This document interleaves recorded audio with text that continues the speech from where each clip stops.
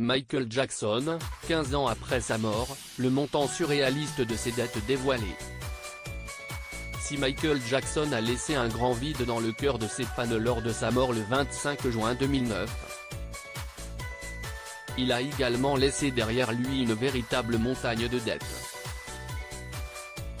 En effet, selon informations dévoilées par le magazine américain People, le célèbre chanteur aurait cumulé pas moins de 500 millions de dollars de dettes avant de disparaître tragiquement il y a maintenant 15 ans. Même s'il amassait chaque année des millions de dollars grâce à sa musique, Michael Jackson dépensait encore plus, selon les estimations du Los Angeles Times. Le musicien sortait de sa poche jusqu'à 30 millions de dollars par an. La générosité du chanteur le menait à lâcher des fortunes en dons à des œuvres caritatives. Son argent partait également dans des cadeaux, mais aussi des voyages, ainsi que l'acquisition d'art ou de meubles. Michael Jackson, son immense générosité l'a conduit au bord du gouffre financier. Selon le rapport de l'expert comptable William R. Ackerman, Michael Jackson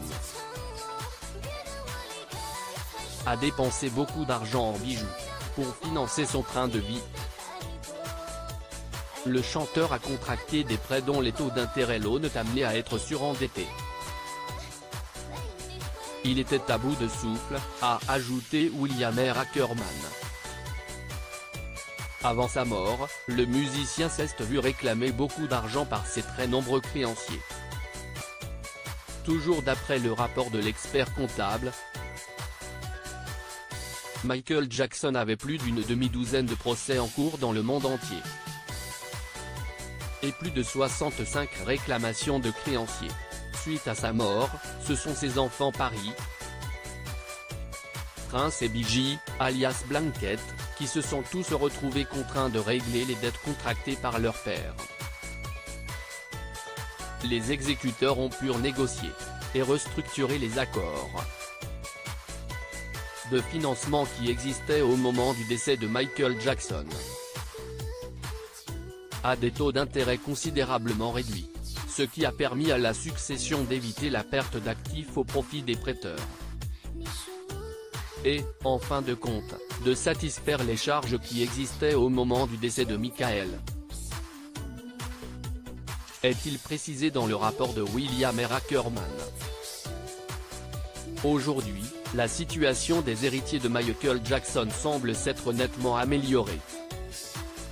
Surtout depuis qu'ils ont vendu leur part du catalogue musical du chanteur à Sony Corp pour 750 millions de dollars.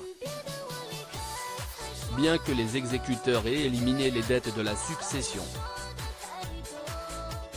qu'ils aient résolu la quasi-totalité des réclamations des créanciers et des litiges, et qu'ils aient réussi à consolider l'entreprise MJJ en tant qu'entité importante de l'industrie musicale.